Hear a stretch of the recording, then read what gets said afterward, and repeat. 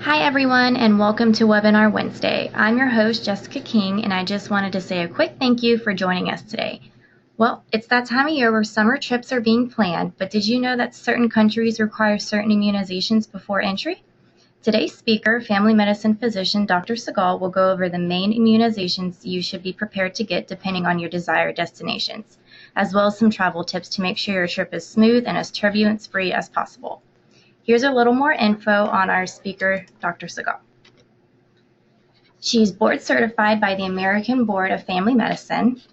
She practices at the Downtown at the Shops location. She completed her family medicine residency at Baylor College of Medicine in 2007, and where she shortly after joined Kelsey-Seybold in August of 2007. And here's a little fun fact. She enjoys spending time with her children when she's not caring with patients and traveling. Now I'll hand the mic over to you, Dr. Segal. Thank you everyone for sharing your lunchtime with us. I am going to talk a little bit about risk factors while you travel. And as Jessica said, this is an important time of the year when everybody will be traveling.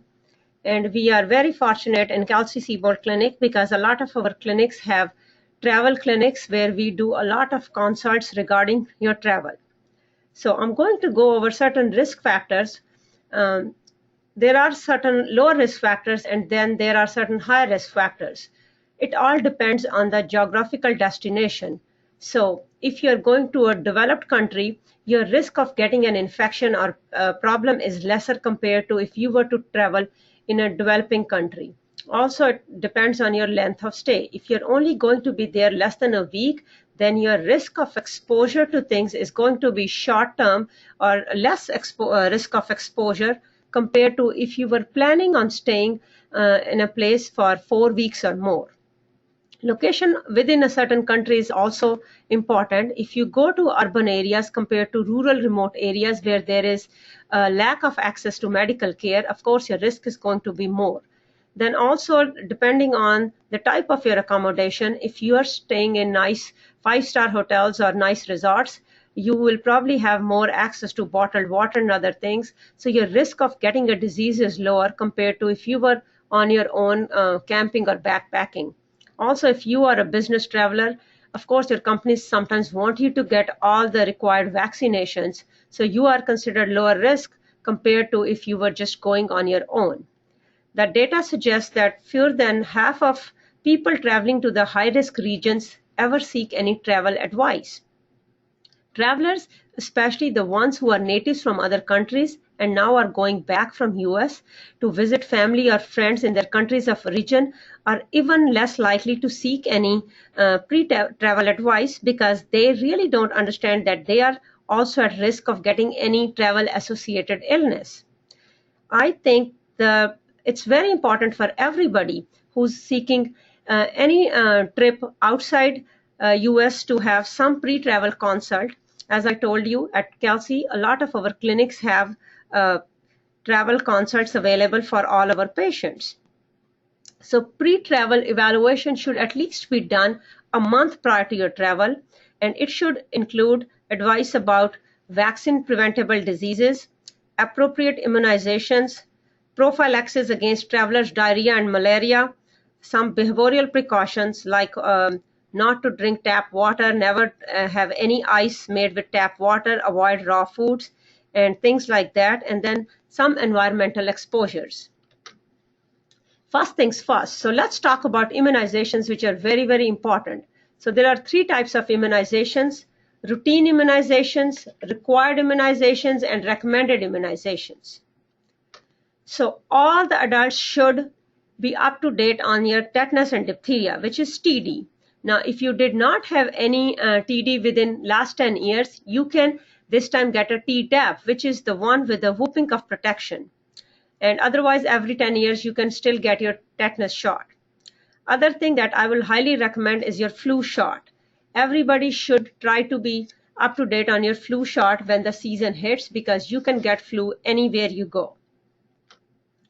Then there are certain required immunizations. Some countries will require proof of these immunizations before your entry, especially yellow fever and meningitis shot. Yellow fever vaccine is usually given to certain people only. This is a live vaccine, so certain people are not considered eligible to get this vaccine, especially your immunocompromised people and after a certain age also. However, all the Asian countries would require a proof of this, especially if you are traveling from South America or Africa. In our country, meningitis vaccine is given to everybody between 11 and 18 years of age. Meningitis type B is usually not a travel-specific disease, but it's important to be up to date on meningococcal vaccine. And anybody who's going to Saudi Arabia for your annual Hajj must have meningitis vaccine. Also, travelers to sub-Saharan Africa, or there is an area in this Africa which is called meningitis belt. Those people should get their meningitis shot, and especially if you're traveling between the dry season, which is your December to June, you should be up to date on your meningococcal vaccine. Then we are going to talk about recommended immunizations. These are recommended but not absolutely required. However, please consider getting these if you are going to stay in a particular country for more than 1 week. So depending on your itinerary, planned activities, and your current health status, your doctors or healthcare professionals may recommend one of the following. So you should be up to date on your polio vaccine, influenza or flu, hepatitis A and B, typhoid, Japanese encephalitis, meningitis vaccine, rabies, MMR, and yellow fever. Then the other thing to consider is getting a travel kit. We are very fortunate to have these pre-made travel kits in all our Kelsey pharmacies. We encourage a lot of our patients to get these. But if you don't want to buy this, then you can put some things in your own travel kit. I would highly recommend something like Advil or Motrin if you're not allergic to those. Then get some Benadryl, get some triple antibiotic ointment, few Band-Aids, get something like Imodium if you have any diarrhea. Also get some eye wash, some gentle laxatives, some Halls. You can do a bunch of things, but if you don't want to go through the trouble of getting all these things together, please go to any Kelsey pharmacies. We have these pre-made excellent travel kits that puts together a lot of stuff in there, and that's all you really need to take when you're traveling. Depending on where you choose to travel, every continent has its own risk factors and diseases that you should know, and you should immunize yourself for protection. At Kelsey, we use the STRAVAC system where we know, depending on which area of a particular country you're traveling, your requirements are going to be different. For example, in Australia, you may not require any immunizations if you're traveling to the big towns. However, if you go in inner remote areas or certain outer areas, then you do require certain immunizations. So it's very important to get a pre-travel consult so that you know what you need depending on where you are going. If you're traveling to Europe, it's good to get hepatitis A and B protection. Hepatitis A is an infectious disease, usually a foodborne or fecal-oral route transmission. So it's infected from person to person contact or by food and water that was contaminated through human feces. And the two vaccines are required at a gap of 0 to 6 months. And then hepatitis B is a series of 3 vaccines usually. However, we do have Twinrix, which is a combo vaccine for hepatitis A and B. Try to finish your series before you go. And hepatitis B can be transmitted by intimate contact, traces of blood, or sharing unsanitary syringes or needles, especially if you go to a European country and get some tattooing. Be very, very careful. I would highly recommend Hep B vaccine before traveling. Now talking about Africa, there are a lot of things that you have to understand when you're traveling in Africa. Some of these areas may not have access to good medical care, so be very, very careful. Ebola was a big scare last year, still considered a scare, and I think that's a viral disease, so you have to really be careful if you are going to those endemic West African countries, and especially if you come in contact with somebody who has Ebola, then depending on the risk of exposure, you may need close monitoring. Also, malaria very important thing to remember, that when you are traveling to Africa, please try to get some insect repellents with DEET. DEET is protective for up to 4 hours. Also try to get some permethrin cream. Permethrin you can use on your clothing and you can use on your bed nets. It can repel mosquitoes, which can cause malaria. Also, malaria mosquito has this high feeding time between dusk to dawn, so try to avoid being outdoors during night times or evening and early wee hours of the morning. And also, if you are going to those endemic malaria regions, highly consider getting malaria prophylaxis. We do have pills available that you can start. Most of the business travelers are required to do these things. So for malaria prophylaxis, we do give you either a Malarone, which is started a day before you travel, all the time while you are traveling, and a week after that. And then there's a longer course of doxycycline, which you have to take all the time while you are traveling or in that endemic region, and up to 4 weeks after you come back. Doxycycline, however, is cheaper compared to Malarone. So depending on cost and other factors, you can choose either or. Of course, you have to see somebody to get these prescriptions. Yellow fever is another important thing, and a certificate for yellow fever is valid beginning 10 days from after the administration, and this is actually valid for 10 years. So people who have to travel to certain regions, they have to get it updated every 10 years. Then of course, typhoid vaccine is important. Now typhoid is available in oral pills. You take one pill every alternate days, and this has to be repeated every 5 years. Hepatitis, again, as I told you, vaccination is required. There are other things that you have to consider before traveling to Africa, which could be vector-borne diseases. These are dengue fever, these are chikungunya fevers, so those things are important.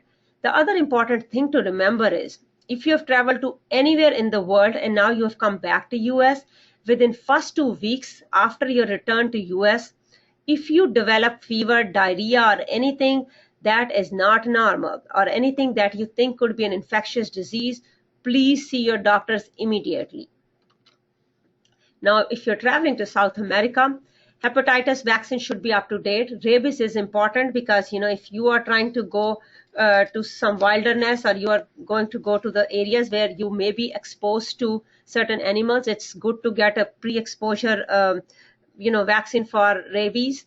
Then of course, malaria prophylaxis depending on the area you're traveling, and yellow fever vaccine is required. Now, if you're going to Asia, then there are certain other things that you have to take into consideration. Dengue fever is really seen in endemic problem all over Southeast Asia, pretty much. Japanese encephalitis is seen most of tropical Asia. So of course, vaccination is important. Malaria prophylaxis, again, important. Hepatitis, like any other country, you should be vaccinated. Asian countries will require a yellow fever vaccine certification if you are traveling from South America or from Africa. Otherwise, there's not much yellow fever. However, the vector or the mosquito is seen in Asia. Of course, you should be up to date on your polio vaccine and consider pre-exposure rabies vaccine. If you are traveling to anywhere in North America, most of the places do not have any specific requirements. However, there may be certain things that are required when you are traveling certain areas. If you're coming to North America from other countries, they do require you to have a tetanus shot, an MMR, updated MMR vaccine, and they want to know if you have any history of chicken pox. Then if you're going to Australia, pretty much most people are not going to require anything. Hepatitis is highly recommended, especially if you're going to have a prolonged stay. Also, if you are going to certain remote regions, Japanese encephalitis may be required. There is limited risk, which exists only on the outer islands of Torres Strait. So if you are planning on those areas or inner areas, certain very, very remote areas, then you may have to do a pre-travel consult to get your Japanese encephalitis. And rabies is another thing that you have to consider getting vaccinated against. There is presumed bat exposure all over the country. However, not everybody is going to be exposed if you're only traveling to certain, big towns, then you may not need anything. But if you're going to the smaller towns, you may plan to get that. Then if you're preparing to take off for air travel, please try to arrive at the airport early, at least 2 hours for domestic flights, 3 hours for international flights, to avoid any backups and unnecessary stress. Please plan for some air sickness or motion sickness. Please try to see your doctors before you leave so that you can get some medications. And consult with your doctor if you had any recent surgery or if you are at risk of blood clots. This is really important, especially if you are coming back to US after a long flight from Asia, China, or Africa, and you start having some leg swelling and pain. Please see your doctors. You may have a blood clot. Also, every hour in the airplane, try to walk down the aisle so that will help decrease the risk and your blood is moving. If you are doing the car travel, make multiple stops during your travel, again to decrease the risk of having a deep clot. Consult with your doctor if you had any recent surgery or at risk of blood clots, of course. And no matter what type of transportation you choose, try to arrive early to avoid backups and deal with the other delays. Plan for any type of motion sickness. Also, if you are taking a cruise, gastrointestinal diseases like diarrhea are important. You may want to get some medication, have some Imodium on hands. Also, in certain countries, if you're going and you can have traveler's diarrhea, try to get some prophylactic antibiotics beforehand. And I think this brings us to the end of our discussion, and now we are going to take questions. So if you have a question, you can just type it in your question box, and I actually have one to start us out with. Should I do anything whenever I return back from my trip? That's an excellent question. As I said earlier in the discussion, if you return back from anywhere and you start having any symptoms like fever, diarrhea, headaches, anything which is not normal and doesn't seem like just a regular jet lag, please see your doctors. Depending on where you traveled and what you were exposed to, you can actually have a disease. Like, for example, chikungunya is a big deal now in Asian countries and Africa. They have so much of these, but this is not seen a whole lot in US. So if you start having fever and joint pains which are not normal, please see your doctor. You may actually have an infectious disease now. What should I do if I become ill overseas? So if you become ill overseas and if you have access to a medical facility, please see a doctor. Also, it depends on what you have. If you have a minor fever and ache, then you should really have a travel kit and have access to some of the commonly used medications. But if your symptoms are getting worse, I would seek medical care wherever you are. You can always call back home. We have MyKelsey Online where patients can pretty much email their physicians from anywhere, and we can try to help you out whatever we understand based on your symptoms. But please try to seek medical care immediately. Do you have any tips about the best way to prepare for a different time zone trip? That's an excellent question. Again, if you are traveling in different time zones, then you are going to be at a greater risk of getting jet lag. Some people more than others can handle it well. Some people just can't handle it well.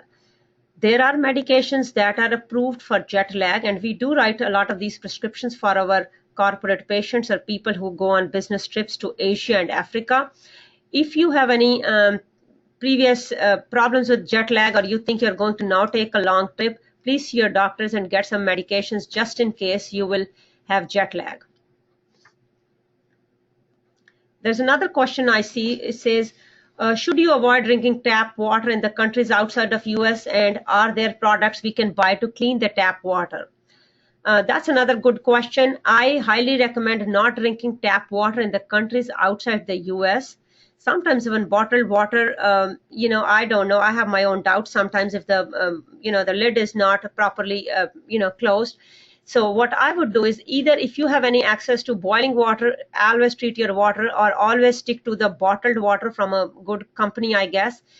Do not ever put ice in their drinks when you are traveling outside US, because in most of these places, the ice comes from tap water. You can actually drink beer and soda. These are pretty much safe because these are in little cans.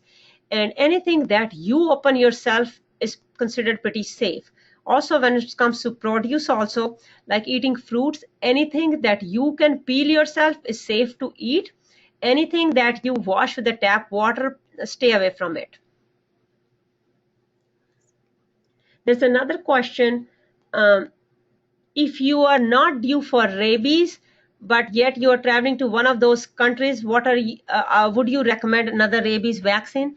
The answer is no. If you're already have done your vaccination for rabies, you do not need any more. However, God forbid, if you ever get bit by an animal, so your pre-exposure vaccine does not protect you against that much. You still need to finish your post-exposure vaccines after that, which is a 2-vaccine course. You still will do that.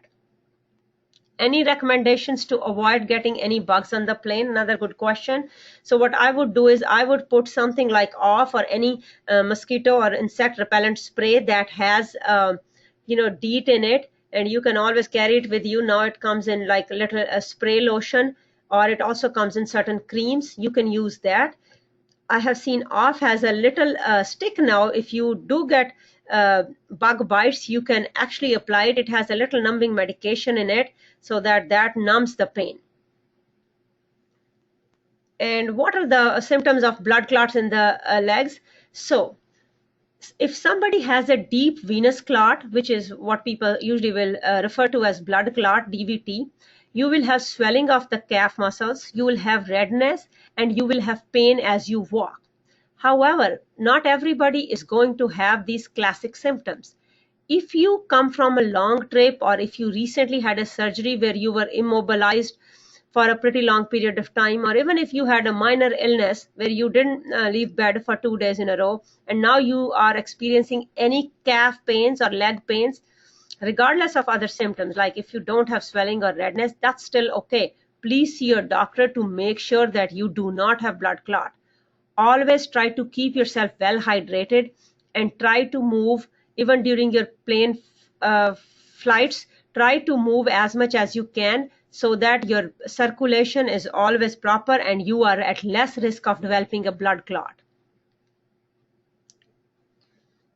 All right.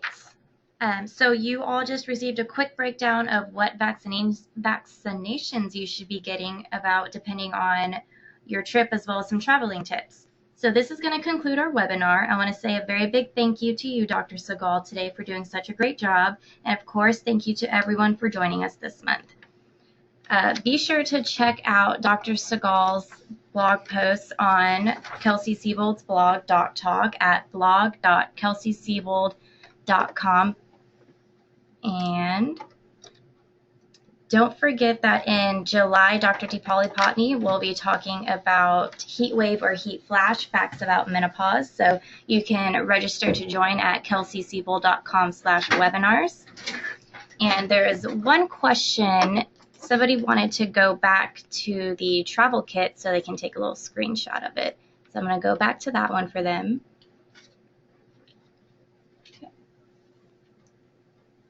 And don't forget that you can follow us on social media and join the conversation. So thank you again for tuning in, and we'll talk to y'all next month.